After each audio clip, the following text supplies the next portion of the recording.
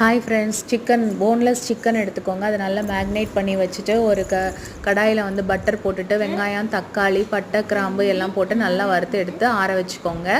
அது கூடவே அந்த பேனில் இன்னும் கொஞ்சம் பட்டர் போட்டுட்டு பிரிஞ்சி இலை, கிராம்பு, ஏலக்காய் எல்லாம் சேர்த்து நல்லா பொரிய விட்டுக்கோங்க. பொரிஞ்சதுக்கப்புறமா நம்ம ஆற வச்சு அரைச்சி வச்சுருக்க அந்த வெங்காயம், தக்காளி பேஸ்ட்டை வந்து இது கூட வந்து ஆட் பண்ணிக்கோங்க. போட்டு நல்லா வந்து கொதி வரட்டும். தேவையான அளவு கொஞ்சமாக தண்ணி சேர்த்துக்கோங்க. சேர்த்துட்டு உப்பு வந்து சேர்த்துக்கோங்க. அது கூடவே வந்து கரம் மசாலா பவுடர் கடைகளில் கிடைக்கும், அதை வந்து ஒரு 1.5 ஸ்பூன் போல் சேர்த்துருங்க. சேர்த்துட்டு நல்லா எல்லாம் பச்சை வாசனை போகிற வரைக்கும் நல்லா வந்து கலரி விட்டுருங்க. இந்த சிக்கனில் வந்து எப்படி மேக்னேட் பண்ணணும் அப்படின்னா, போன்லெஸ் சிக்கனில் காஷ்மீரி சில்லி பவுடரு, தயிர், இஞ்சி பூண்டு பேஸ்ட்டு, கொஞ்சமாக உப்பு சேர்த்து நல்லா ஒரு 10 நிமிஷத்துக்கு மேலே ஊற வச்சு வச்சுருக்கேன். அந்த சிக்கனை வந்து இந்த பச்சை வாசனை போன இந்த கிரேவியோட நல்லா வந்து சேர்த்துக்கோங்க. சேர்த்து கொஞ்சமாக தண்ணி விட்டுட்டு உப்பு சேர்க்கணும். உப்பு பார்த்து சேர்த்துக்கோங்க, ஏன்னா சிக்கன்லேயும் வந்து நம்ம உப்பு சேர்த்துருக்கோம்.